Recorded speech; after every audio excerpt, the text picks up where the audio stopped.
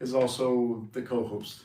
There's a lot of running back and forth and really hoping that when we hit record, it's very cool. We can look at all our red dots. Those look fun. I know, all the red dots are going. So what we're doing, just really quick for YouTube, is YouTube's going to be our primary channel where we release the shows, and then from there we'll push out everywhere else: podcast, Spotify, iTunes, Audible. And but anyway, so this is kind of what we want to do, right? And then eventually, as we get our subscriber base, then we're going to do these live behind the scenes shooting, and that's going to go into an exclusive private playlist. But for now, we just want to get some engagement. We want to build relationships with people, and if you're watching, we appreciate you being on. And so yeah, this is kind of what happens. We're checking all the red buttons. What do you want me to do? Smile and look pretty. Making sure all the recordings on, and then so you notice today it's just Keaton and myself. The other three boys are in what they call school, and so we figured we could be a lot more efficient and effective, and probably get a couple shows recorded. And so anyway, this is what we're gonna do. We're gonna let it run live. Perfect. We're gonna try to shoot, and we'll just see what happens. We're ready to go. Okay. Very cool. All right. What are we talking about? I don't know. It's weird without the boys here. Yeah. Just doing dumb stuff. It's nice though. It's really nice. Very nice. All right. Well, you know what? What I wanted to do was, first off, I don't know that like we've introduced ourselves by name, you know, but like, how about like a little thumbnail sketch, some highlights in your life. Okay. And then we'll start with that. All right. Because nobody really knows who we are. Okay. I don't even know if we really know each other. Max was so profound the last time. It was. What did he say? A lot of stuff. Well, yeah. He's like, His no. prayer was good. No, he did. He knocked out the prayer. Yeah. Well, let's get started. Since you're one of the co-hosts and you're the show's producer Okay. and soon to be son-in-law, Yeah. why don't you get started? Well, I'll look at all the 18 different cameras to the live. I'm Keaton May. I am the soon-to-be son-in-law of Scott here. I do some tech things. I do some business things. I do a lot of church stuff. What highlights do we want to hit? I just graduated college. That's awesome. About to get married here in May to your stepdaughter. That's fantastic. Yeah, a lot of good stuff happening. A lot of good stuff. Looking for a place to live if you have one. Oh. So. No, this is such an exciting time in your life. Yeah. You and Ava both, obviously. And but it's just so much uncertainty. And you know, just like that, it's like, you know, I look at folks that you know, they have no faith foundation, and they're just like winging it, you know, and I'm like, man, how do you deal with those stresses in life when you don't even have like a foundation in faith? Right. You're just, you know, I a lot of my early years, you know, I'd wake up and lived in darkness, you know, and I'd wake up and look off the bed, and if there wasn't a chalk outline for my body, I figured I got another day. It's been a good day, you know. So as exciting as it is and all the unknowns, it's good to have a good foundation, a good base. Yeah. You just graduated college, and I was going to graduate This December. this December? Mm-hmm. Cool. So she'll be off our payroll the day y'all get married. I think the reality that she's going to have to start paying phone bills and utilities and all that's going to be a shocker, but she'll adjust. Y'all Yeah. work it out. We'll make it happen. We always do. So. No. Well, I am Scott Silberry, and so yeah, Keaton's going to marry Ava, and then we have three other boys: Max, 16, Jamie, who's 15, and Graham, who's 13. And they're in school right now, so they're not joining us on the show. But you know, my background, I did 26 years in law enforcement. Most of that was special operations, 12 years undercover, and 16 years SWAT. And I retired as a chief of police in 2015. When God called me to stop locking men up and instead try to set them free. And I did. I retired that same week and never went back. And so this is what I've done. I've ministered, and a big part of my calling from the very beginning was to minister to men.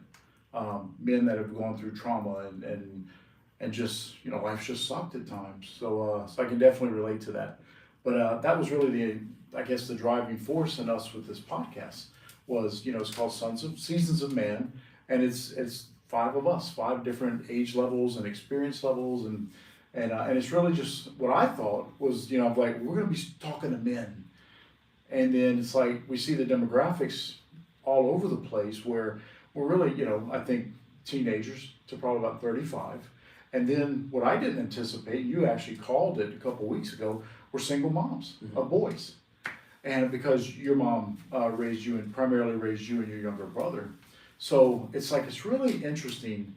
A lot of times they'll say like your audience dictates your brand. Right. And so you could be hard-headed and be like, no, we're gonna do this. And then it's just you and maybe we can get Leah and Alva to watch, Maybe. I doubt Maybe. it. Well, yeah, that's true. Leah's deleted all her social media this week, so even she won't watch. But if you really want to speak to people who are seeking to be spoken to, then you not change the content of your message, but the context, but the way that it's delivered. Right. Exactly. And so that's what we're really a work in progress. Absolutely. Right? Yeah, no, work in progress is totally right. Whether it's work in progress from organizing topics to talk about or just figuring out, all the technical side of things in this horrible room and all the other things that we got to work out and stuff like that. I mean, it's a lot of A/B testing. Yeah. Say it that way. No, and that's the fun thing, like I see on social media, I mean, they just blast your, like if you ever type in podcast or studio, all of a sudden your feed is, and we live in the Dallas area, so, you get all these things, all you gotta do is we'll take care of everything. Yeah. Like show up in this pristine studio and da-da-da-da, and it's like, you can do that, or you can figure it out on your own, And it's funny because I was reading this morning, I posted something on social media about almost like the emasculation of men. Physiologically, their testosterone levels are dropping. Teenage boys have the same grip strength as their grandmothers. And then there was a study, so since 1985, so a standard measure of grip strength is just that machine that you just squeeze it, And since 1985, young men in their early 20s, they're 22 pounds weaker than they were in 1985. Like, that's significant, And what it is that, the research is, they're like, well, we're not an industrialized agrarian culture anymore. It's all technology, But not every early 20-something-year-old male is working in high-tech sectors. They're text messaging, they're video gaming and things like that, when they should be out working, laboring, staying in shape, I mean, even doing push-ups every day is gonna help your grip strength. So it's just looking at stuff like that, like, yeah, there really is a need to encourage boys to grow into men, and men to be men, and men to mentor boys into growing into men. And so it's really interesting the way that this all is going to play out. But just you taking the initiative and like, yeah, we could go rent something, but let's figure it out. Yeah. Like that's the taking the initiative. And I think by and large, like men have really lost that initiative, And it sucks. It sucks for their sons, it sucks for their wives, it sucks for their daughters, it sucks for society, when men are no longer willing to do hard things, So, what do you think? No, I thought that was interesting, because you had brought some of that up at lunch a little bit when we were talking just a minute ago at Panera and getting some good food. I love Panera. They should sponsor the show. Well, yeah, that'd be awesome. Get some free tomato soup. Oh, I love their cookies. Kitchen sink cookies. No, you mentioned kind of as technology has developed, I wonder if that has changed to obviously just a deterioration of grip strength, but if like fingertip dexterity and things like that have changed because it's a lot more of this kind of stuff than it is, grip and things like that. I wonder if there's anything on that. That would be interesting to look at. No, you're right. I mean, that's just that being able to manipulate different items and objects based on the dexterity. But then, I wonder because a lot of it is just repetitive dexterity. Right. I mean, on a video game, A, B, A, B, B. I mean, so is it just creating patterns? Is it really improving your, and then, but like I always talk about, I'd rather be a warrior in a garden than a gardener in a war. Right. So it's like, okay, great. So these young guys are developing fantastic, But what's it good for? Right? What's it good for? Yeah. So if you figure out how you can figure out how to use it for something good, then right. Yeah. Right. No, I mean, look, they can be they can be incredible, right? The high technology sector, but you still have to have some level of physical constitution. I mean, at the very basic, if you can't pick up your computer to bring it in the house, then what good? What good is that computer? Like, what good are you? Right. You know?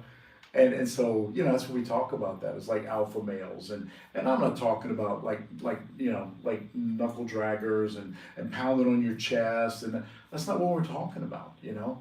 It's just being capable men, responsible men. Men that are willing to, if you're married and you're, you know, if there's a threat, that you put yourself in between the threat and your spouse and your kids, you know? And it's not that, you know, oh man, you know, we need another flood, we need to wash out society. But, you know, that's the way the world does it. You know, like in that, you know, so here's the survey and it says, you know, early 20s, they're 22 pounds weaker than they were in 1985, you know? So like, what would you, as a guy in his early 20s, what would be your remedy to that? I don't know. That's a high level question, I guess. I mean, I don't know. I wonder. This is the part about having the live stream on is you can't cut off all the thinking time and that's and cool. uhs and ms and stuff. But you know, I wonder. Well, if you want to improve what were strength, yeah, I mean, if you want to improve strength, go to the gym. just Right? go to the gym. Just go to the gym. I wonder what people were doing back in the day. What was just the general baseline activity? Because we talk about this idea of across all of America, we've developed this sedentary lifestyle of Right. sitting down and being on your computer all day. Not just men, but everybody. Everybody, And it's right. just, you know, obesity and all these types of weight issues and cardiovascular issues and things like that. You know, was it just a lack of office type jobs? Was it, you know, just a more active people in general? Yeah. Was it nobody being inside on their computers and TVs, but everyone just running around the neighborhood kind of thing? That's a good, I mean, You know? you know, let's say like at the most basic level of living room entertainment, there were no remote controls. Yeah. You had to get up and walk across the living room Right. to change the channel, you know, or when I grew up, there was 7 of us and you know, that might change the channel. Now Yeah. back then there was 3 channels and everything went off at midnight and the static came and they played the national anthem and then you went to bed, you know, but it just was, I mean, it was, and it still is to a degree. America's an agrarian culture, I mean, farming and then, you know, it was an industrialized nation. Mhm. But like you think, like, I mean, a lot of the jobs are now being either supplemented or replaced with technology. I mean, like you go to Walmart, you know, and you gotta check your own stuff out, like you just scan stuff. Like what happened to the old school guy that was bagging your groceries, you know? I mean, anything that you do takes grip strength, takes something, you know? Kinda like that, I mean, I know you've gone to Planet Fitness. And not, I go there, I've been going there about 5 years, but what they did was, you know, if you look at it, they look at all the, you know, what do weightlifters like? They like weight, they like heavy free weight. Well, you know what they did? They got rid of all the free weights. Yeah. Right? And they's like, well, what do casual people like? Treadmills, bicycles, cardio, machines, you know. I think the heaviest dumbbell in there is like 70 pounds. So they are targeting a certain demographic of people. Right. And then they also like, you know, they like relationship. So they have like pizza parties or donuts or those little Tootsie Rolls on the way out, yeah. you know? And so it's like, just come, you know, and I'm only gonna charge you $10 to be here. Like, it's a brilliant business model.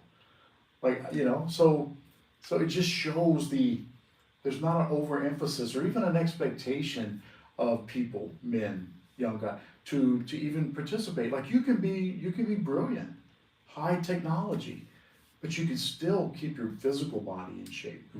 You know? Yeah. And that's more what the study's showing. It's not that we've evolved as a species into more intellectual.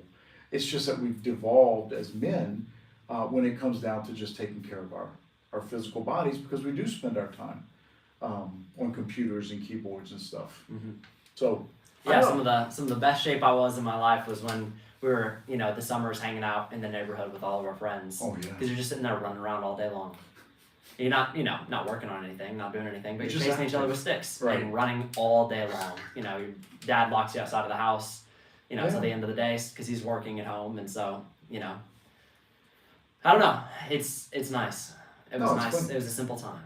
Well, and you know that's a great childhood. Yeah. You know, I mean, it's funny. I mean, I grew up in the '60s and '70s, and they would put us outside, and I'll see you when the streetlights come on. you know? And I can't remember where we had lunch. I can't remember anything, you know? But, and it's funny, you know, I mean, now with helicopter parents, you know, you watch it and you have to. I mean, Lee and I are the same way, Yeah. you know? And you, the girls, Lee and we all have that Life 360 app. Mhm. And, you know, that's a tracking app, you know? And so we all know where each other is all the time. And, you know, and it's for safety, but it's also transparency and accountability. Mhm. You know, it's like I don't mind you knowing where I am all the time because I'm always going to be someplace that I should be, you know. But so that's a neat technological, you know, advancement. But like back then, I mean, we were out of the house when the sun came up, and then we didn't come home till the street lights. Mhm. And look, we did some crazy stuff. Every kid did. Yeah. Jumping ramps and building forts and throwing sticks at each other, and it's just fun. Yeah. It's just fun. I don't know how we're all here today, but Yeah. you know, My dad managed to bridge kind of that gap a little bit with us growing up because, yeah, you're right. As time has passed, the need for helicopter parents has increased a little bit. I mean, there's still, you can overkill it for sure, Yeah. but, you know, everyone's a little bit more aware of what's going on around them, yeah, which is good. But my dad was able to basically, he's like, hey, stay in this bubble of our house. You're going to be outside because I'm on calls all day, so you can't be in here. Or if you're going to be in here, you'll be upstairs and you'll be silent, or else Yeah. I'm kicking you out again. But he basically wanted to keep us away from all of the other people's parents because other Yeah. people's parents didn't care or weren't watching or Yeah. whatever. He didn't trust other people to watch us. And so he would just keep us, you know, in our backyard or Yeah. our direct neighbors' backyards. But with that came all the other neighbor kids hanging out with us every day. yeah, And so then he was taking care of everybody else's kids. So Oh like my you said, you don't goodness. even remember what you ate. I remember very specifically, my dad would go to Costco and get, I mean, just hundreds of thousands of hot dogs. I mean, and the real cheap ones. Yeah. They were nasty, but he gave us either the grill outside or just a little plug-in George Foreman grill. Oh So we my used gosh. the little panini press thing. and you'll That do your made own him cooking. every single day. He would just leave them in the garage freezer, and we'd get them out for lunch. Get them out for lunch every single day because he was feeding like 8 kids for lunch Yeah. every single day. Oh my It's like I gosh. can't afford to, you know, Were give there you all steaks. condiments?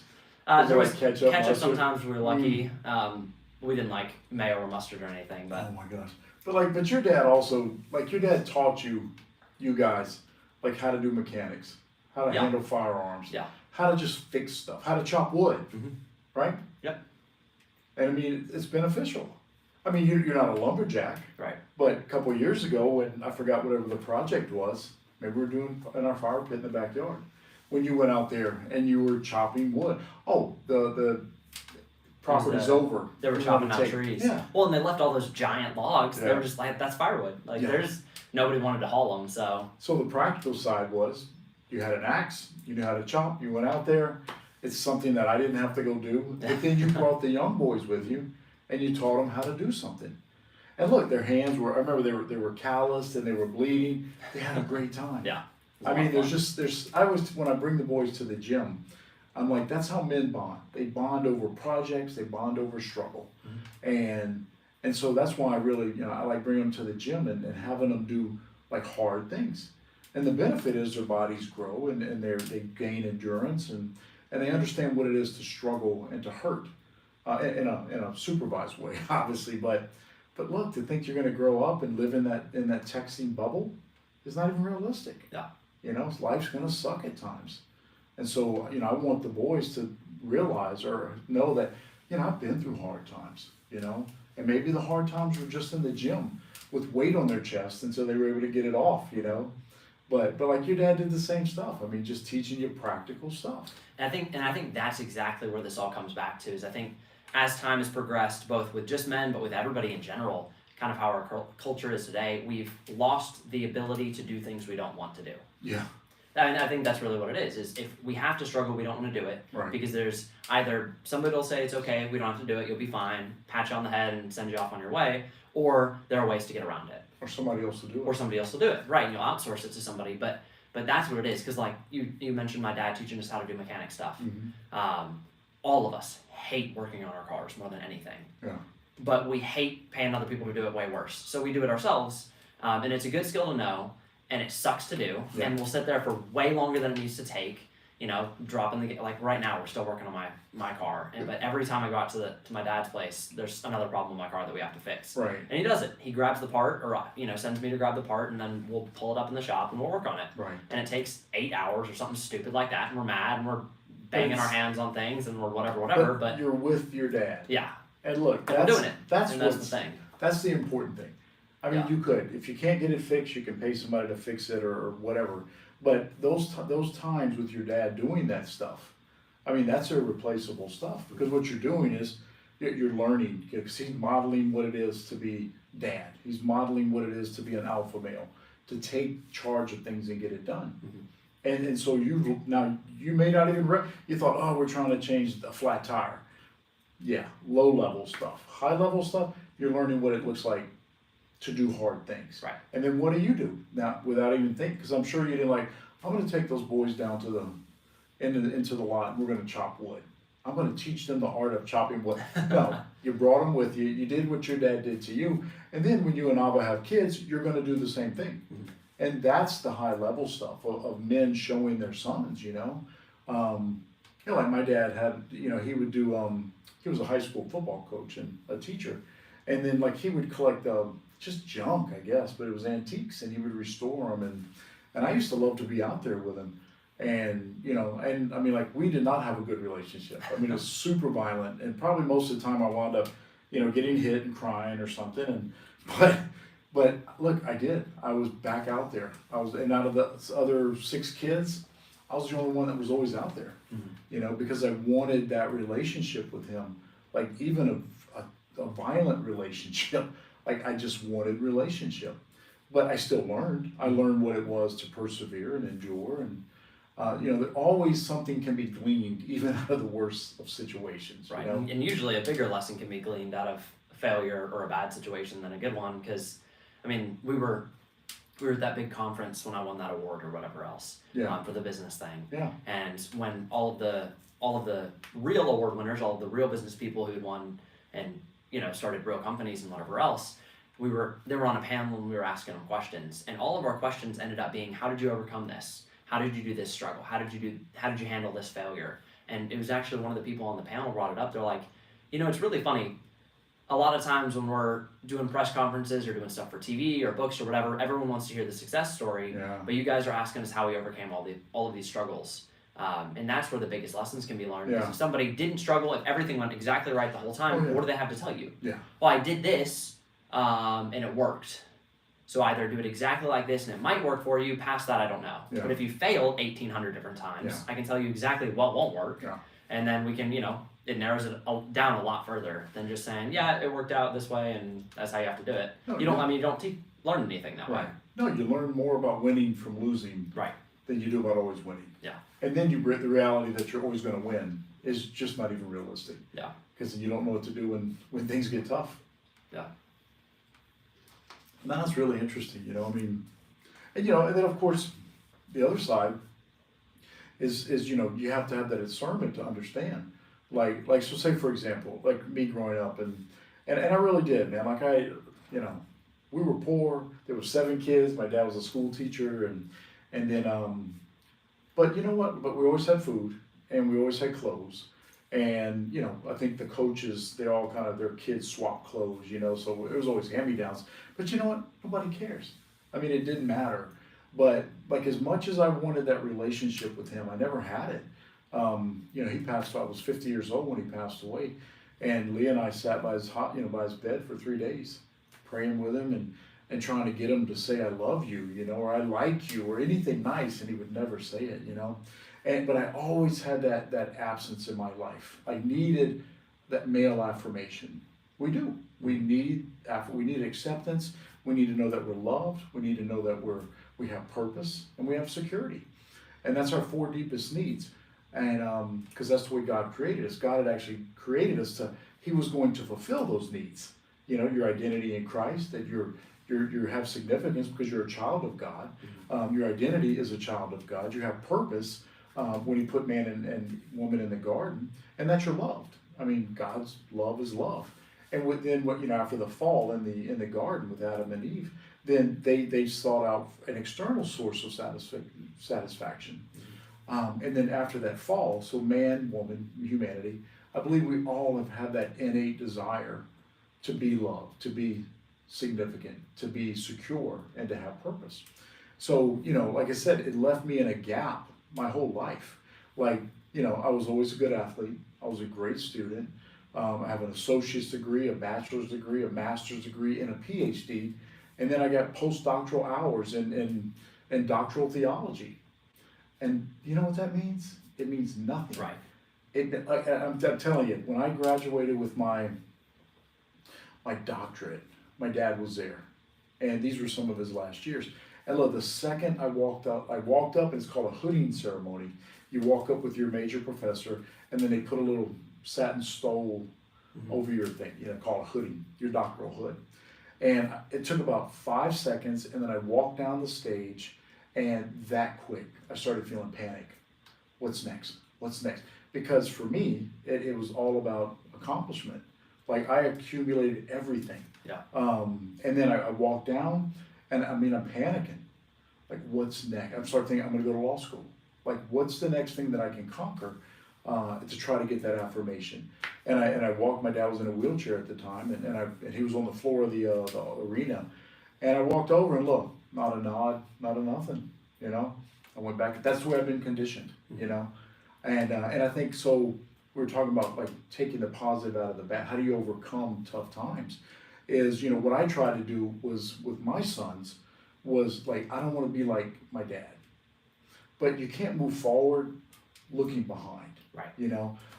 When Leah and I married, we'd both been divorced, not from each other, but that was our goal. It's like, we're going to be amazing at marriage.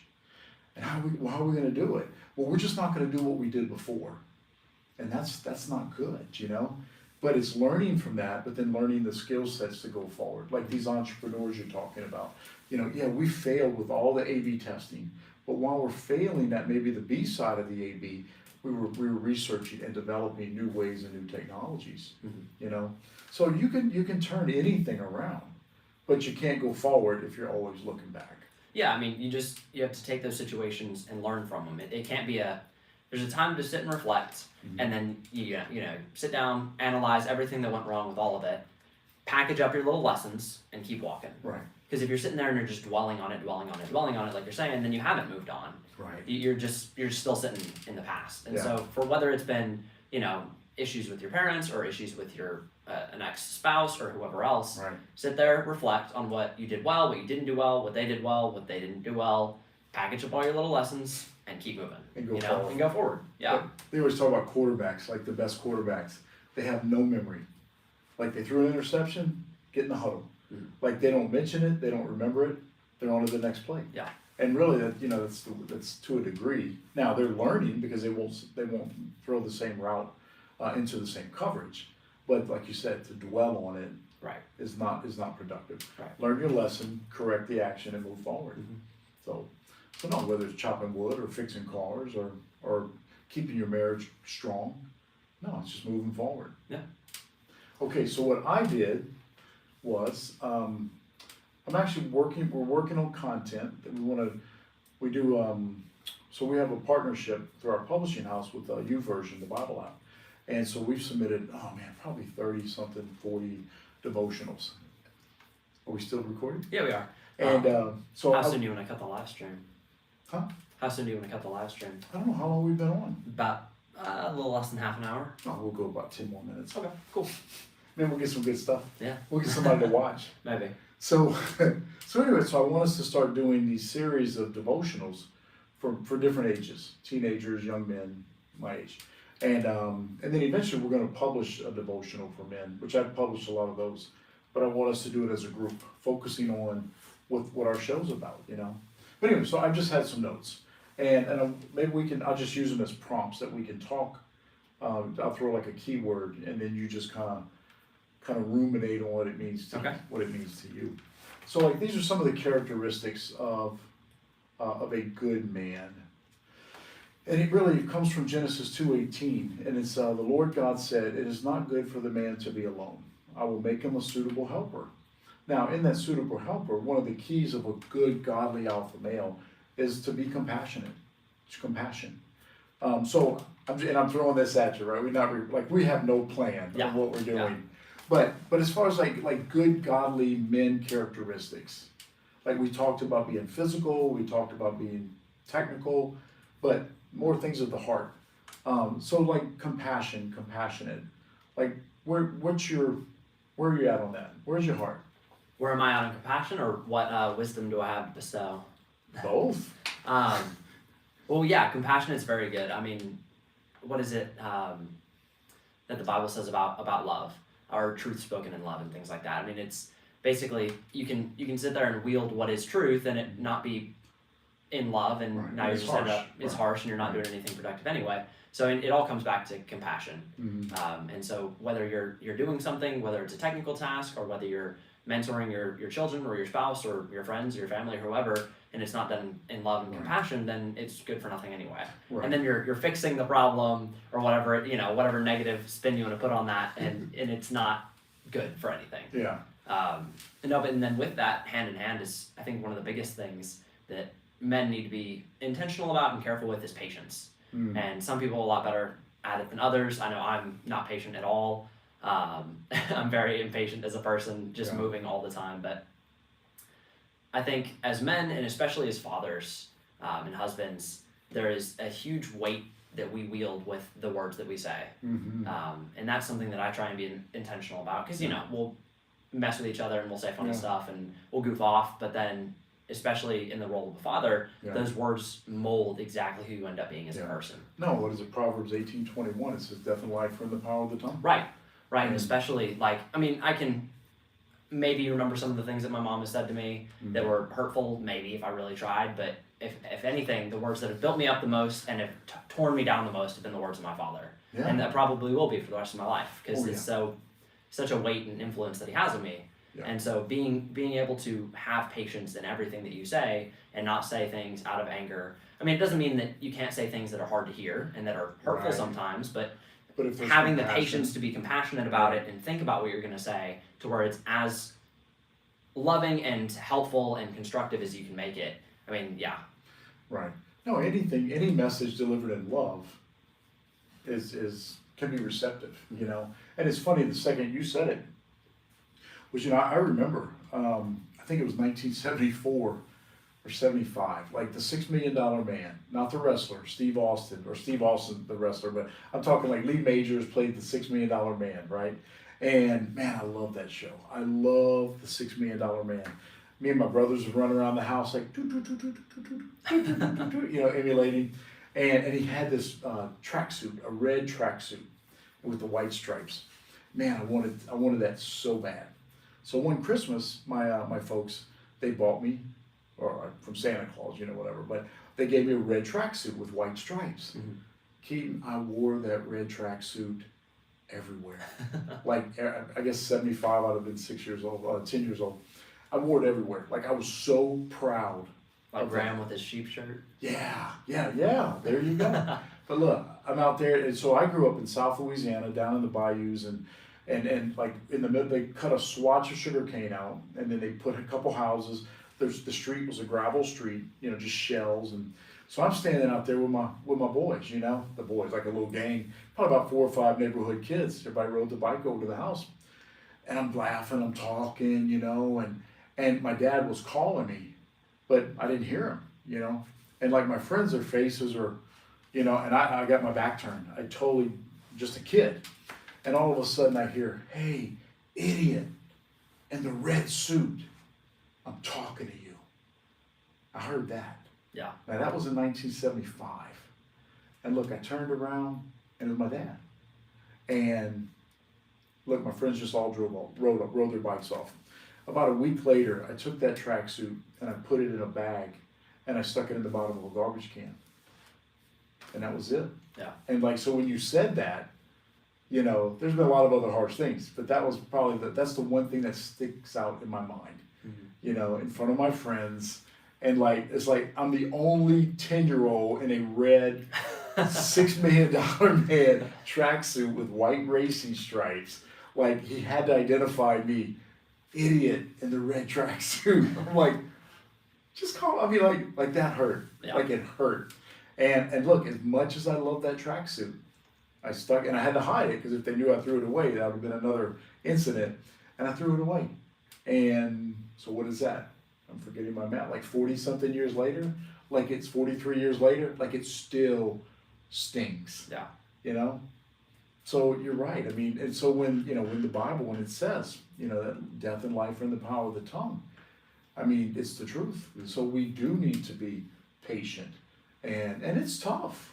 I mean, you'll see. I mean, I like when you and Alva are like you're super competitive, she's super not, And so sometimes, it's like, come on, Alva, what? It's your fault we lost Bananagram, And but you recognize that in yourself, and Alva talks, y'all talk about that. But like, what are some of the things that you're actively doing to be a patient husband and that shows compassion to his wife? So, I mean, one of the things, I mean, it all starts with just recognizing it and understanding it. I mean, the way that I act with my younger brother is not the way that I need to act with Ava. Right. It's two different relationships. It's not being untruthful to yourself. I've heard people say, like, you shouldn't act different between different people. That's stupid. That's not true.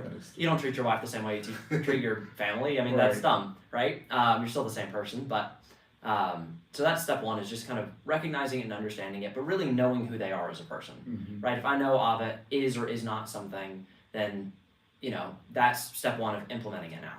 Yeah. And so past that, just, I think learning out of failure is a good reason. When I've said things, or she's, said things to me, or I'm thinking of a specific example where, I was just kind of beating her up verbally, not physically. But I was just saying, I was upset because she got upset with me about, I can't remember what it was, but I was just like, why didn't you tell me? At least had you said something 2 hours ago, we wouldn't have been upset all night long and whatever else, and I could have changed it or fixed it or whatever. And after I had just like vomited all of this, she's like, well, I did say something, and like, you didn't listen. And that just, crushed me. And of course, I remember it right when she says that, and it's like, you did try and tell me that I was being annoying, or that I was being rude, or that I wasn't paying enough attention, or whatever else.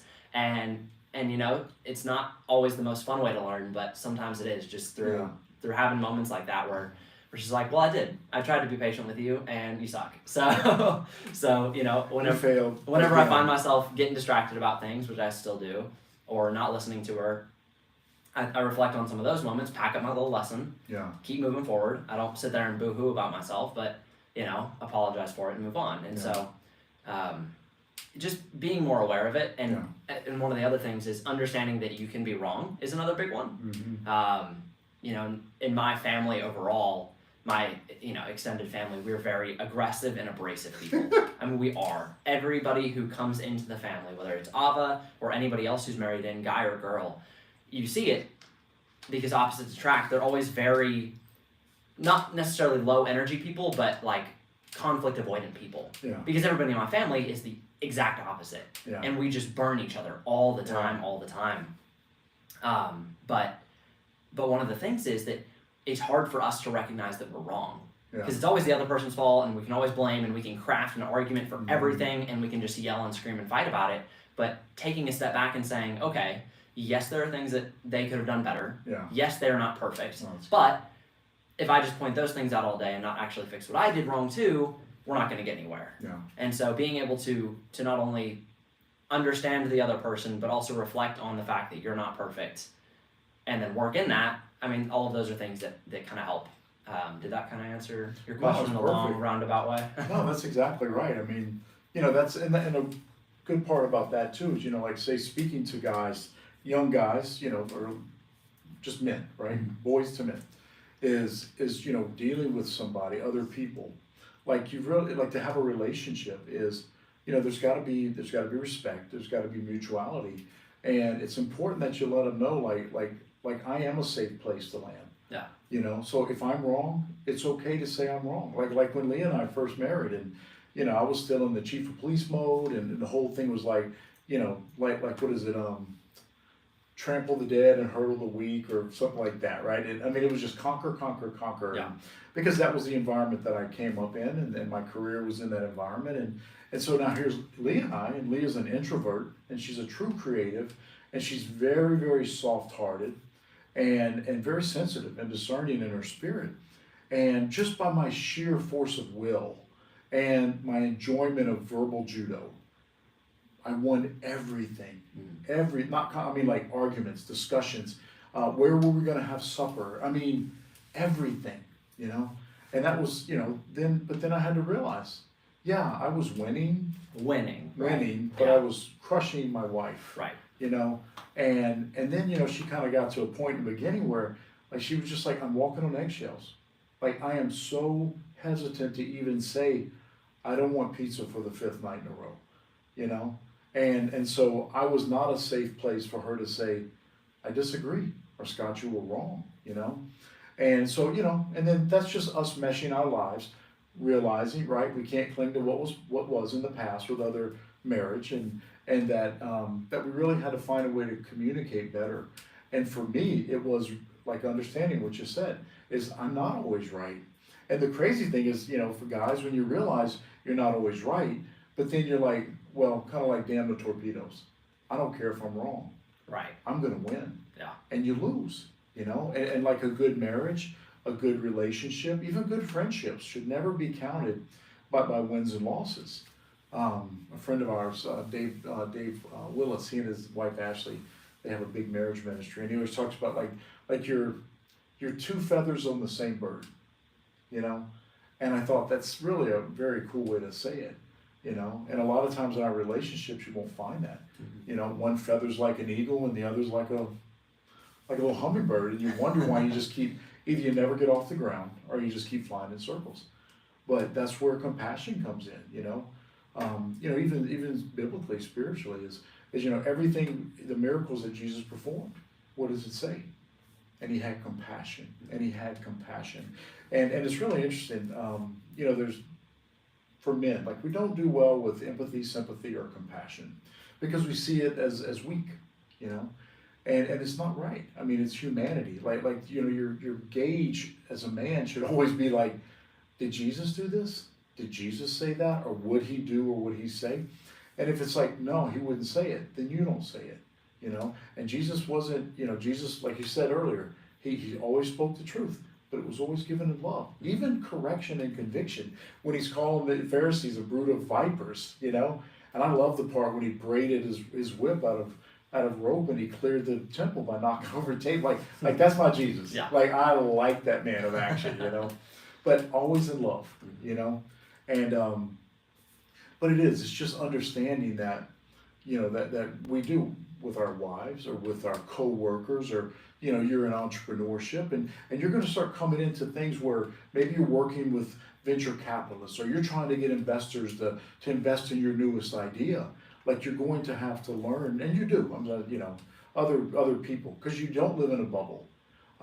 We laugh with Graham, right, when he's online, and he shouldn't be, online gaming with strangers, but he does wear that sheep shirt every day. So we're working on Graham, but there's a relatability, and it's funny because I love the descriptions of like empathy, sympathy, and compassion. It's like empathy. You walk by somebody and they're in a hole, and you're like, oh, I really hate that you're in that hole, but you keep walking. Sympathy is you're like, oh, man, I hate that you're in that hole. I'm going to get down in the hole with you. Mm-hmm. Now you're no good to anybody. Compassion means you're compelled to take action. Compassion for people, which is what Jesus had, is, man, I hate that you're in that hole. Here, let me put a ladder down there and get you out and get you up. So, that's really like where you're at, like say with Ava, and really any relationship, but say with Ava going into a new marriage, or your first and only marriage. It's going to be your only marriage. And is that being compassionate towards her, because she's very introverted, she's very gentle, she's just like her mother. Mm-hmm. Very, very sensitive, very, very creative. But it is in playing a game. It could be like you sucked, we lost because of you, or whatever the case is, right? But it's learning to, when you find that she's down, you find that she's in a hole, or struggling with school. It's not to placate with, oh, you'll be okay. It's how can I, who am compassionate towards her, who I love, how can I help them out of that hole? Mm-hmm. Like, what does that ladder look like?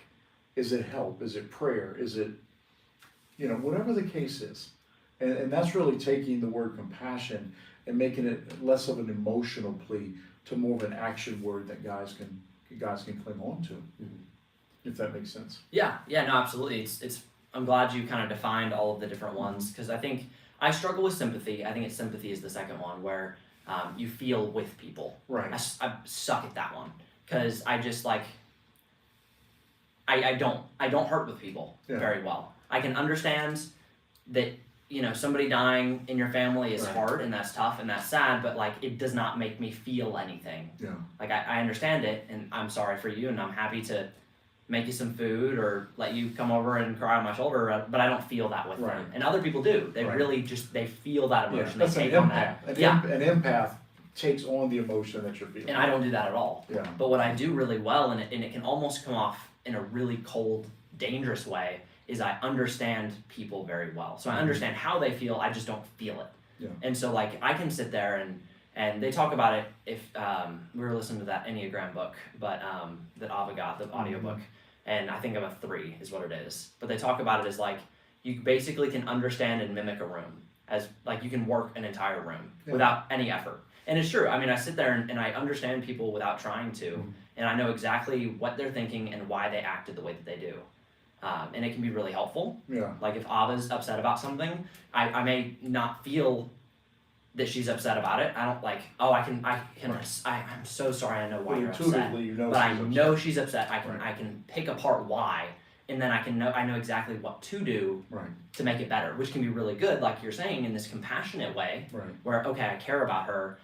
She doesn't have to tell me, I know what's going on and I know what I need to do because I love her, right? But then it can also come across in this way of like very high-end manipulation. Yeah. Like with my little brother. He's very emotional. He literally wears his heart on his sleeve. If he's upset about something, everybody in the room knows. You don't have to know Dylan to know he's upset. Yeah. Because you just look at him.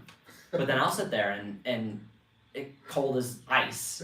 And I'll kind of pick apart, and I don't know where I got it or why I have it, but it's just kind of how I was. Yeah. And so I can sit there and just kind of run a room and work a room. Yeah. And that reminds you of like a surgeon, particularly like a trauma surgeon, right?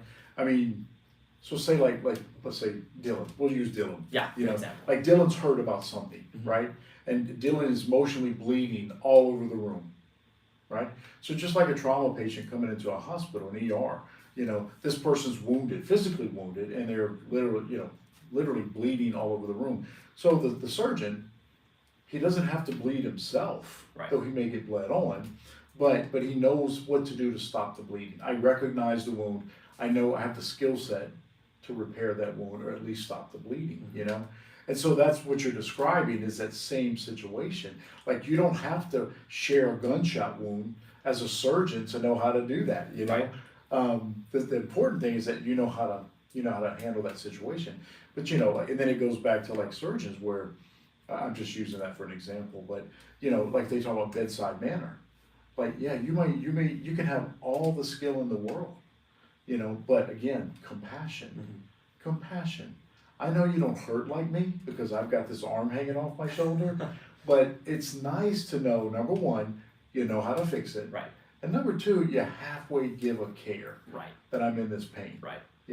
So that's the trick. It is, because I was always super, super non-emotional, now in my older years, and I believe, just moving into that season of ministering and pastoring, like I have a high level of compassion. I cry all the time, like all the time. But I know that it's the supernatural side, but the spirit inside of me that is being moved in worship and other people's, but it's not empathy. It's not like false placating. Right. Like, oh, I'm so sad that you're sad. I'm not really sad that they're sad. I'm compassionate. I hurt, I don't want them to be sad, but I also know that by offering prayer or just practical advice, it's like if you want to stop doing this, then stop doing this. Yeah. You got to be able to give that skillful advice. So yeah, I was a lot like that, you know. But in my career, it was a lot about manipulation, you know, trying to get the confession, Right. you know, trying the interrogation, and that was my specialty was these intensive interrogations, and you're talking about high stakes violators, you know, and just but being able to read that was really a lot about manipulation. And really it bled over into a lot of my personal life, personal relationships. You know, so when I retired at 50 as the chief of police, and I had no friends, like none. I mean, you know, and I'm an extrovert. I love people, but I had no friends. And I had to realize, you know, all those people at my agency, they were subordinates. I mean, they worked for me. They valued me for what I could do for them. But look, the second I retired, like they wouldn't answer my phone call. Yeah. Nobody said, hey, congratulations and this and that. Nothing, you know, because, you know, we all used each other as a resource. And then, you know, God really freed me from that, from thinking like most of the men that I know now, and it's a bunch, I mean, hundreds of men, I probably couldn't tell you what anybody does because I don't care. Right. Like, I don't know you, I don't court a relationship with you to get something from you. It's just for the sake of relationship. It's because, you know, when you hurt, I have compassion and I want to help you out of that situation if I can. But I can't want it more for you than you want it for yourself. Right. You know, and those people that stay in that cycle, that's when that empathy and sympathy really draw the rescuer, the helper into there. You know, so yeah, it's definitely, it's good that you recognize that in yourself. It's good to be able to be skilled, to work, to discern, to know how to operate, but it can't be done with such cold calculating. Right. That, you know, I can even see in the business world where, like, say you're going into a negotiation, and like they always say, like the best negotiations, the best outcome is where you both feel like you've gained and you both feel like you've given. That's a good outcome on a negotiation, you know. So say for example, you know, you're negotiating and you're like, well, I'll put the screws to that person. I got the lion's share. And you know that it was detrimental to their career, their life. Like, that's where compassion's gotta come in. Right. You know, instead of just being like, yeah, I won. Life's not counted in wins and losses. You know? Yeah, and then the flip side of that is it can be a tool to say, hey, I understand what motivates them, not so I can screw them over on it, but Right. so that I can give from myself what I have excess of that I know they want or need or desire or whatever. Right. And so, you know, it's exactly that. It's kind of how you use it, Yeah. right? It's good for something, but if you're sitting there trying to screw them, you can do it and it'll suck. And Right. you'll feel like you won maybe for a little bit, but it won't have been a good outcome for everybody. What does Spider-Man say? Is it Spider-Man? Says what? Oh my gosh, it's something about having ability and responsibility or. Oh, Uncle Ben with Oh. with great power comes great responsibility. Okay. See, there you go. Yeah, no, it's Uncle exactly Ben. that. I thought it was Spider-Man. Well, it's his uncle. This is so uncle. No, I mean it is, right? I mean you gotta. I mean that's the thing, you know. Really with men, you know, they say like, "Do you have an extra bottle there?" I don't. Oh, we'll take a break in a little Okay. bit. But you know, like they say, strong men. You know, strong men don't hold other men down; they lift them up, and that really is. You know, it's like that. You know, I think it was maybe John F. Kennedy said like a rising tide lifts all boats, and it's true. You know, I mean, my success can be your success. You know, I mean, it may not be in directly the same way, but you still benefit from that. You know, and then your success, like that, like your dad taught you mechanics and just like life skills, shooting, carpentry, just how to do stuff, right? So that elevated you. But then the younger boys get elevated because you show them how to do things, and then your kids are going to be elevated. You know, so these are all different boats, but they're all in the same water of life and manhood. Right, and that's one thing that, from a business perspective, that people, and you probably know this with you and Leah being entrepreneurial yourselves, is that a lot of people view business as kind of like that. Like one person wins, one person loses. Right. And that's what I hate, because it's not like that, or it doesn't have to be like that. You really can feel like both people walked away winning because you have money, I have something that you want to buy from me, we trade and we both feel like we gained. Right. And that's totally doable. Yeah. You know, it takes a little bit of effort not to just think about yourself, but that's that's what you go home and you feel good about. Yeah. Is when you feel like both people have won, both people have gained, you've given somebody what they want and they've given you something that you want. Yeah. And it's helping each other out, Yeah. right? And that's where ethics comes in. Mm-hmm. You know, and I do. I mean, you know, it's there's a difference between being an entrepreneur and then kingdom entrepreneurship. Mm-hmm. You know, and it is. You know, like people when you start talking about that, like we have a publishing house, and it's a faith-based nonprofit publishing house. Now, it doesn't mean we don't want to be profitable. We want the authors to gain royalties and stuff. But the money that we make, we give back to the kingdom. And there is a different way to think about that, where, you know, if I have an author who comes to me and they're telling their ideas, and I'm like, man, like we could make so much money from this author, but it's probably better they do this instead, Mm-hmm. you know, then we connect them with the better route. Right. And, you know, so do we lose potential profitability? In the short term, right? But we gain that partnership, that friendship with the person. We bless that other company with an author that's a better fit for them. And God blesses. Like when you sow seeds into the kingdom, God always blesses you. You know, because that's the only way you're going to bear fruit. You know, like right now, like when you were at DBU, you did a lot of competitions. You did a lot of where you won some, you lost some, you worked with other people. And a lot of the stuff, you didn't get paid for any of it. You won that scholarship thing. But you were planting seeds, you were sowing seeds. So what will happen is you're going to see is these other kids, maybe like juniors and sophomores now, as they graduate, they're going to think back to those interactions they had with you. And then they're going to find you, they're going to look you up, or you know, because why? Because you sowed those seeds of ethical behavior and dignity and respect and compassion. Yeah. And it goes like that in everything, you know. I just think men have lost, they're almost afraid to be vulnerable. They're afraid to, you know, like if I, you know, like Graham, right? So we're in the gym and Jamie, you know, Jamie's working on his strength. And Graham is a natural athlete. Like I want to punch him. I want to punch him in his 8-pack ab. He's natural. Jamie working. He's going to get there.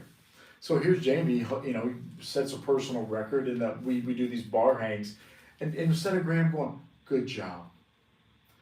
Well, I was 30 seconds longer than you. Right. I'm like, why do you have to do that, you know? Kick him while he's down, just... But he's 13. Right. He'll get better. And they're brothers. Or he won't, and we'll just put him out of the house early. Well, that brings up a story from the business side of things where my younger brother and I, when we'd go to summer camp with our churches and stuff like that, we would always make up a whole bunch of beef jerky and sell it. Because kids at camp have money and they're hungry, right? All the time. And so it was like, you know, maybe 5-day camp kind of thing. But we would sit there for the week before and just smoke as much jerky as we could. And we'd take it with us in these Ziploc bags or whatever. That's great. And we always sold out by like night 2. We never could make enough to keep up with everything because the more we sold, the more people wanted it, right? And so we would just, there wasn't a suitcase big enough to fit beef jerky that we would keep selling, which was awesome. That was super fun. And our dad helped us out with that, and that was another cooking thing that we got to learn from him. That was cool. But there was this one kid, I think he was from Colombia, and he loved the beef jerky so much. And apparently he had money because he just kept buying it from us. He must have bought like 8 pounds of beef jerky from us. I'm serious. I don't know how he didn't get sick. Yeah. He bought so much beef jerky from us, and he just kept giving us money for it. And people started like getting mad at me. They're like, "You're just ripping him off. You were taking advantage of him because he keeps buying all this beef jerky from you." I'm like, he wants it. Yeah. He's ecstatic every time I tell him, "Oh, I've got more." Like this whole idea of being transactional, it's like it's all to the benefit of one another, right? And so I don't want this beef jerky. He doesn't want the money for the beef jerky enough to keep it instead of buying the beef jerky. And so it's people that don't understand this art of both people advancing and both people getting what they want without it being, malicious. So I don't know. There are plenty of stories like that where you come home rich, he comes home full of sodium. Yeah, and he's Everybody happy. wins. Everybody wins. And it can be like that. And it's so sad when people think of it like some big game. And maybe I'm projecting a little bit because I do have kind of that cold empathy sometimes to understand people. But it's not. It can be a really beneficial thing. Yeah. So yeah. No, you're right. And that's what really aggravates me with really today's society is, the government really wants to be a nanny state. Mm-hmm. Like capitalism, it's evil, and people taking care of themselves is evil, and the self-initiative is evil, and whether you choose not to wear a mask, you're evil, and so really that's the government wants to be able to say, you sold him enough jerky, now you should stop. But on the other side is this kid's like, I've got the money, my folks sent me from Columbia with money to spend, right? And so a kid going back home with money in his pocket is failure. Like he come to spend money.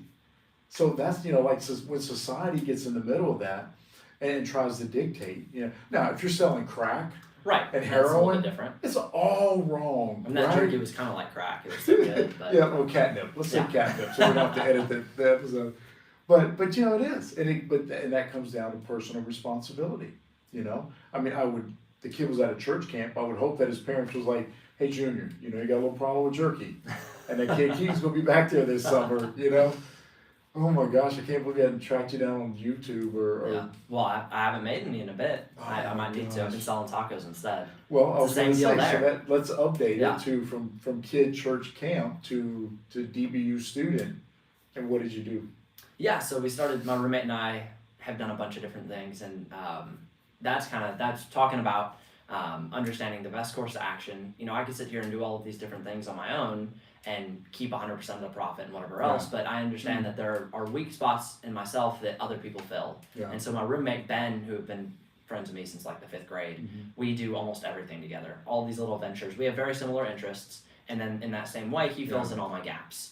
And so however we end up splitting things at the end isn't relevant now, but we have a good time starting businesses together. We did furniture, we do that's right, I some forgot of this about that. AV stuff, we've done photos for different companies, we've done videos for different companies. We did an ad for a coffee company one time, which was really cool. Yeah. Got some free coffee and a little bit of money, and that was super fun. But yeah, so we do things together, and That's so cool. we stopped selling furniture because it took too much time. The margin wasn't high enough Yeah. for what our time was costing us, and so I wanted to start something new. I was getting bored, and I always made these really good tacos at home with my dad. Again, another recipe we got from him. Yeah. And so I was like, hey, I'm gonna start selling tacos, whatever. He's like, could I get in on it? And I kind of didn't want to start it with him. We're living at DBU in our little townhome, 7 dudes in one spot. I mean, it was 3-bedroom, so it was enough bedroom space, but the kitchen was not near big enough. The Yeah. living room was not big enough. Nothing was big enough except the bedrooms. And so that was tough. But we started selling tacos out of our apartment and got a little bit of traction from it, got some Yeah. people that were interested. It never ended up growing big enough to be super sustainable just because of the time commitment we had and the space that And we you had had. class. And we had class and whatever else, that garbage. Listen, So now that I'm done, we're like catering weddings and stuff like that. So it has grown as Yeah. I graduated school. But yeah, it was kind of the same deal. Is like we would have guys that would come every single week and buy like 8 tacos from Yeah. us or 6 tacos from us. And you can sit there and look at it as, man, you're really taking advantage of these people who, could be paying school bills or whatever else. And maybe that's true, or maybe they don't have to worry about it, Maybe they are set and loaded and they're like, hey, Right. I want some tacos. or it was going to DBU. Right, well, Takes yeah, cash that's to do true. it. That's a good point. But the other side of that is there's a taco joint right down the road that people go to anyway, and they're like, Yeah. it saved us the trip, Yeah. and they like it better. They said it's better than Guana Tacos. I'll say it by name. We wear that as a badge of honor that we're better than Guana Taco. Oh my gosh. I think And it's it was Guana fun, Taco. right? You Yeah, got to and it was do a good together, time. and you were able to relate with people. And connect we with made people. friends. Exactly. We started doing it to where every time we'd sell out, we'd go outside and for the rest of the night play volleyball. Yeah. It would be till like midnight Yeah. or something. And that became kind of a tradition that as the cold weather came in, it died. But for a little bit, we would play volleyball with people Yeah. every single night or every Thursday Didn't night. some of the teachers, were they ordering them for class yep, or something? we catered to teachers, and that was a cool opportunity for them to bless their students. So we created something super simple as selling tacos, Yeah. and it gave people something to do on Thursday night. It saved them a drive. It saved them the gas money. It got teachers to, gave them an avenue to say, hey, I want to provide my small class of 8, or Yeah. even some big classes like 30 or 40. And you created community. Then we created a community out of it, and Oh it was my awesome. And we had a great time doing it. Made a little bit of money to help pay for like some dates and stuff like that. Yeah. So it was nice. No, that's It was nice. fantastic. It was good. And again, it goes back to just 2 guys, and Ben's a good dude, Mhm. and it is just guys working together, as guys should. It's not always a competition, and just taking the initiative to do something.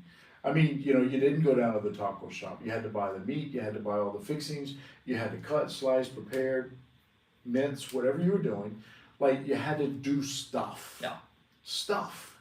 And I really think that's where we're losing that, you know? Like, you know, when we first moved to Dallas and we discovered like that they would bring our groceries to the house. Like, that's amazing. And, you know, I'm like, yeah, let's do it, you know? And again, because I'm an extrovert, Leah's an introvert. And so she did it a time or two, and I'm like, no, I'm gonna go to the grocery store. Give me the list, and I'm going to the store, you know? And it's just because I miss doing something, you know? And then I would bring the boys with me, and I call them the runners. And look, that was about their only exercise, is I'd have the list from Leah, and I'm like, we need this, and look, they take off. And it was fun, you know, because we were doing something.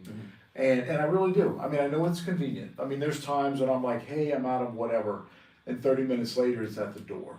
That's nice, you know? I dig it. But I just think we've got to balance where we're going with the benefits of where we were, you know? And so again, I keep going back to your dad, because whatever the situation was, your dad, when he was with y'all, like you're out at the camp and, you know, the ranch and things like that, or at home, you know, he was teaching you to do stuff. I mean, even cooking hot dogs. I mean, there might be kids today that, yeah, they got 8 of their friends over and they're playing all day. And the door's locked, they can't get in, but you can go in the garage where there's 1,000 hot dogs. You know what? They either suck on cold hot dogs or they just go hungry. Yeah. Because they're losing the ability and the will, and a lot of times the permission to do things. Yeah. To do things. That's actually a big one, is permission. Yeah. You know, before my dad had a place to live, we used to go out to one of his friends' property, and he was super awesome and super nice to be able to let us hang out at his place. We broke so much of his stuff. Yeah. But there were times when, you know, our dad or him or somebody just told us we couldn't do stuff. Yeah. And, you know, there has to be boundaries in some places, Yeah. but as soon as it was raining outside and there was this and this and this and this that we can't do, what we ended up doing is we went inside and started playing video games. Yeah. Because, okay, well, that's something we can do. And then it got into this kind of pattern of, oh, we'll just go inside and play games because we know it's easy. We know that we can do it. We have permission to do it, and we don't have to worry about getting in trouble about breaking something or whatever. Right. And it just became that kind of easy thing to do. And so, yeah, permission to get hurt, permission to sometimes break some stuff, permission to figure things out the hard way is a big part of just doing stuff. Yeah. And about the food, that's pretty funny too. A good story. So you know I make phenomenal hamburgers. Yeah. Awesome, whether it's Smash smash burgers, burgers yeah. or like those blue cheeseburgers that I smoke or whatever. I have nailed hamburgers, and I'm there with that, and those are so awesome. But it was not always like that. And so part of that permission to do stuff and permission to fail was Dad taught us how to make hamburgers. Yeah. And I mean, super simple, like frozen patties from Costco on Yeah. the gas propane grill. Like these aren't Bubba's 8,000 pack. yeah, these Frozen aren't patties. good hamburgers. Yeah. You know, you put a little salt on them and call it whatever. But we were making them, and we were making them ourselves. And so I had my friends over. I had this other girl, I had Ava, and I had another friend of mine over. And we're outside playing basketball, which we all sucked at. I don't know why Ava actually drain Yeah. threes all the time. I suck at basketball. But we got hungry. And so I started making hamburgers. And when I tell you, I burnt those hamburgers to a crisp. Yeah. If I dropped it in a bag of charcoal, you wouldn't have been able to tell what the Yeah. difference was. You'd have lost it. And all my friends sat there and ate my horrible, crappy hamburgers. Charcoal, I mean, it probably cleaned their teeth more than it fed Yeah. them. They were disgusting. But it's part of learning, it's part of doing. Is that's where I came from, making the worst burnt crap hamburgers. And then I did it a million more times Yeah. after that. Instead of saying, oh man, I failed at it, I embarrassed myself in front It's of all my easier to friends. order it from Whataburger. Or have my dad make it, or have my Yeah. brother make it, or Yeah. whatever. You know, I did it over and over and over again, and risked embarrassing myself, and risked losing Ava as a girlfriend. Risked whatever, and you just Hamburger did maker. exactly, yeah. So No. and now cooking is such a huge thing for us. So Yeah. And that's even going back to like what we were talking about was about compassion and patience, is just to allow those mistakes. Leah's really fantastic. Like Ava loves to cook, and she's got such either it's eccentric or eclectic taste. She's got a palate that's very does. different, very old lady-ish. She does. She likes the little. She's like Leah. She's a foodie. Mhm. She enjoys the experience of food. we just went out for revolving sushi last night for our anniversary. Had all kinds of stuff like Oh my sushi and gosh. mochi and ramen and all kinds of really good. And see, that's what drives Leah. Like Leah loves that. Yeah. And for me, food is fuel. Yeah. and that's it. It's a I don't necessity. enjoy it. I have to. But anyway, but Ava learned to bake bread. She does great with baking and pastries and really everything. Except that beef Wellington, that was disgusting.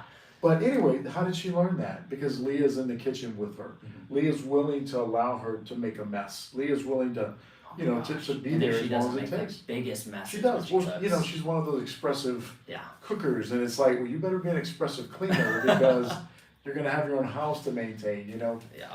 But it does. It goes back to that, and so those, like your dad doing that, great. Leah doing that, great. Like I look back on my childhood, and like my dad was a crazy All-American athlete. The guy was nuts. Like in the 40s, he was a 220-pound running back. Played D1 football and coached football for 30 something years. Like never once did we throw a baseball, did we throw a football? Like nothing. He coached every boy, became a man in my city, taught them all, never once asked about my grades, And so, it would have been easy to be hurtful, hateful, and defensive about that.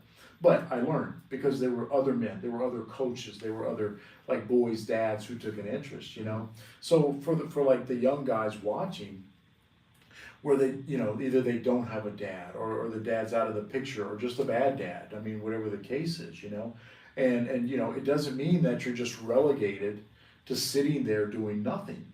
You can experiment.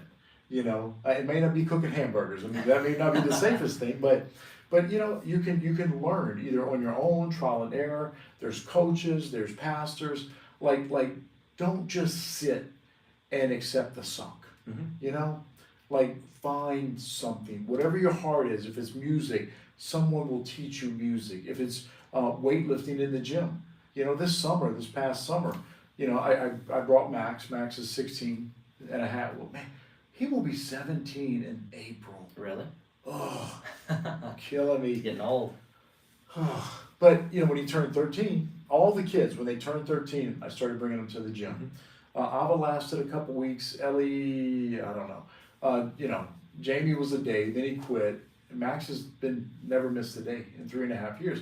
Graham's consistent. Well, then when Jamie went into high school, now he's consistent. Yeah. Yeah, exactly. So anyway, but it's just, but in the summer, we wound up connecting with a bunch of boys that were there at the gym that teenagers go free. They didn't know what they were doing. I mean, they were just doing crazy stuff. After a week, and my boys, and we knew them, some of them would come to the church, and I had like 12 teenage guys. And it wasn't good for my workout, but I loved, like, you're next, change the weight, you're next, There were people that will help you, so for guys it will. I mean, and look, like, don't just look on TV, like idolizing these sports stars and all this stuff, movie stars, like that's not even reality.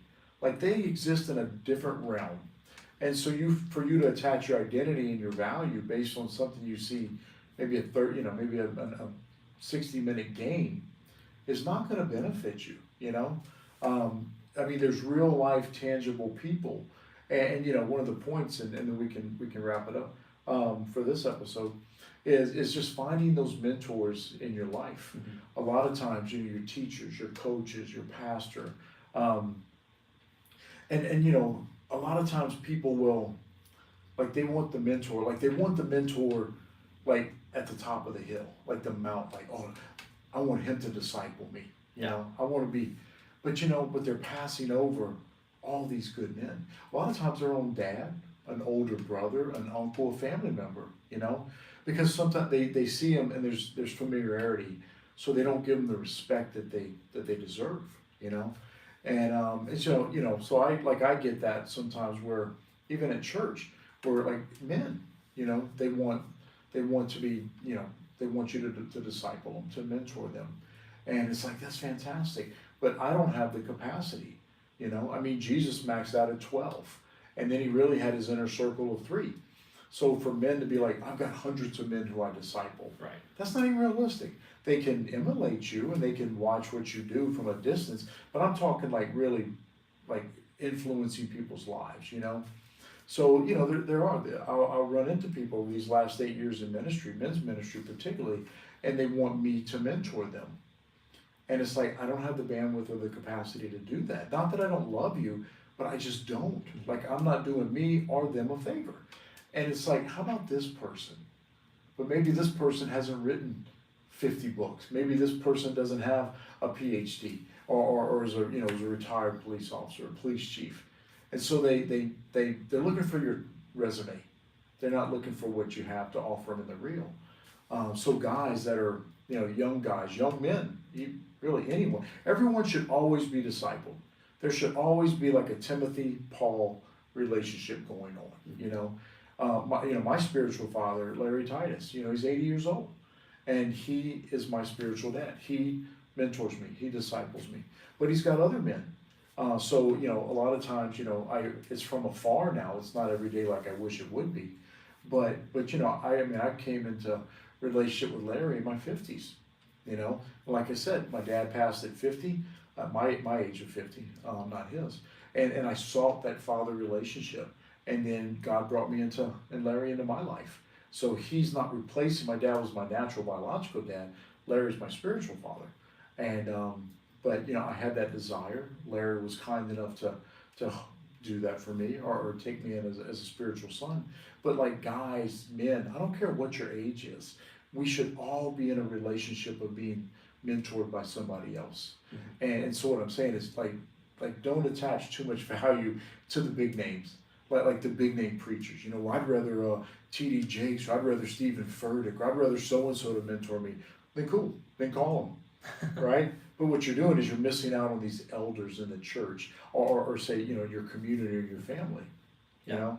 But what you really do, men of all ages should always be in a relationship of being mentored and mentoring other people. Mm-hmm. And I think right in the middle of those two things is finding a group of peers.